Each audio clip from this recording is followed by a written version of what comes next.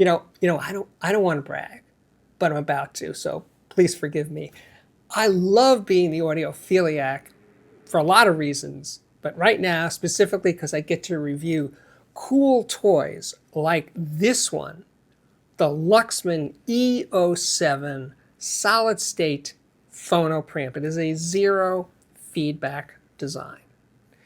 And it replaces the previous flagship, the Luxman EQ500, which was a tube phono preamp.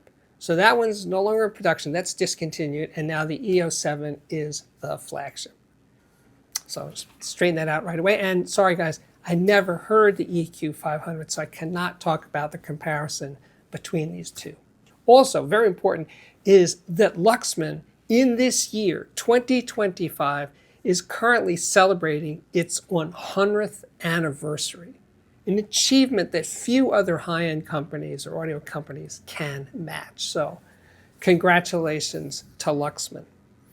But as for this one, well, it looks and feels like a luxury design.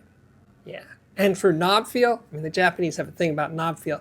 Knob feel is, let's just say, borderline erotic. But using this preamp, the very first thing that jumps out is how quiet it is. It is, well, easily the quietest phono preamp I have ever used. Oh, and just to confirm how quiet it was, I did spend a bit of my time listening with headphones, my Audeze LCD3s, and yeah, the E-07 is dead quiet. Later on in this review, I will compare the E-07 with one of my reference phono preamps, the Parasound JC3 Plus. It's also a solid-state phono preamp.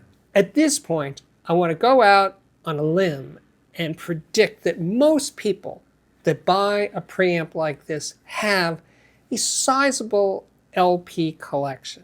It just makes sense, right? And so whether it's 1,000 or 2,000 or 10,000, a sizable LP collection.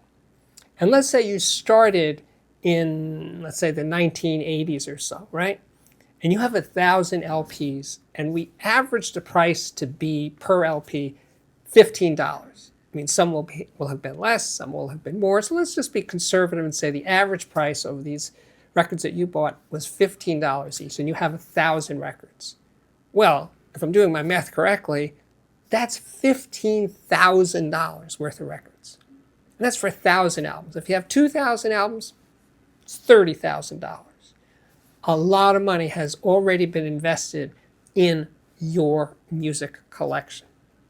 And you probably have a pretty decent turntable and cartridge. So apparently you're willing to put your money where your mouth is and really invest heavily in vinyl. And that's why for people who have, let's just say, the means, the asking price of the E-07 is not out of line. It is $7,995 in the US. $10,495 in Canada. In the UK, £5,500, and in Europe, 6,500 euros. Let's take a closer look at the front panel going from left to right. This first rather beautiful knob is the output selector. You have a choice between unbow, which is RCA, and bow, balanced, which is XLR. Then there are 4 toggle switches. First one is phase invert. That's kind of obvious what that is. The next one is the articulator switch, which is a moving coil cartridge demagnetizer. It takes about 30 seconds. I used it. I can't say I heard a big difference or any difference at all.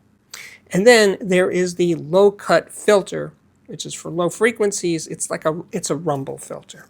Next, we get to the moving coil impedance selector, and you have a choice of 4.7 ohms, 10, 40, 100, 300, and 1K. Those are the impedance settings. All the way over on the right is the input selector for up to 3 cartridges. So there's marked 1, 2, and 3. The third one is the XLR balanced input.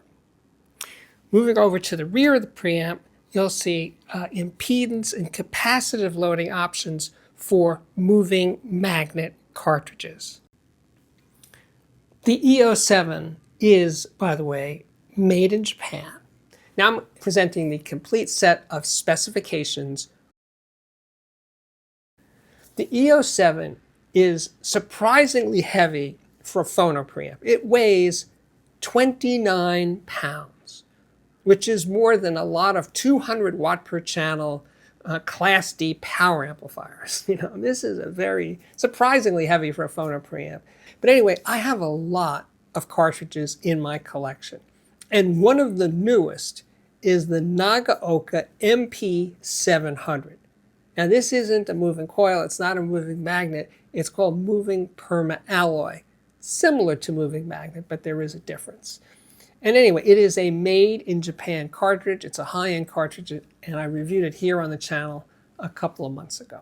But anyway, I was eager to try it on the E-07, and what I was getting was, well, what this cartridge does anyway, is color, harmonic density. There's a naturalness to the sound of this cartridge. It's not in any way hyped or aggressive or high res kind of thing. No, it just is more reserved than that. You just hear into the music. It's not shouting at you, it's just giving it to you. And with the E-07, it was just more so, right? And one of the records I was playing that doesn't exactly fit that mold was this live Janis Joplin album. I think it's overlooked in her collection, her small output over her 3-year career as a superstar. And anyway, this captures Janis at her peak. This is probably 1968 or so, and she's on fire. And just the passion that she puts into her performances, her angst, her soul, everything comes out and goes right into that microphone. And here I am, 50 plus years later, listening to Janis through this system with the E-07. And so again, I really like my job that I get to have these explorations of the really good stuff. So the next cartridge I was using was the Grado Epoch 3. This is a very, very, very high-end cartridge, handmade here in Brooklyn, not far from where I'm standing right now. I've been to the factory. I'll link to some of my factory visits in the description below this video. But anyway, this is John Grado's ultimate creation. And I happen to be playing the Beatles Revolver. He's really into the Beatles. Maybe that's why I was doing that. But anyway, I'm playing Revolver. This is the recently remastered LP and also an old Japanese remaster from, I guess, the 80s or so. And I'm listening to it and I'm thinking, oh, and the point of this little ramble is that I was going to compare the sound of the E-07 with the Parasound JC3 Plus. Now, the JC3 Plus is no slouch. It's got some serious chops. I'm using the moving magnet inputs on both Phono Preamps, on the JC3 Plus and also the E-07. Level playing field. And it was obvious from the get-go that the E-07 presented a much more clearer sounding version of this recording, and the JC3 Plus softened it considerably, actually. The leading edges just wasn't as incisive as the E-07. The cut on the record was Taxman and the George Harrison track, and he's singing. And even though he's the lead guitarist, I'm not sure that he's actually playing guitar. I read somewhere that Paul is doing the lead guitar on Taxman. But whoever is playing the guitar on Taxman, yikes. I mean, with the E-07, it just like rips out of the speaker. Now, I was using the Klipsch OJAS speaker for this part of the listening test, and it just came slamming through. And Paul's bass, there's more detail in what's going on down there over the E-07, detail that the JC3 Plus cannot touch. Also, the E-07 seemed more, let's just say, dynamically alive. The contrasts between soft and loud were greater over the E-07. So yeah, it was definitely a big win for the E-07. Now I gotta say, the JC3 Plus, when I just listen to it on its own, it's fine. It's fantastic. It's one of the reasons why it's lasted this long in my system.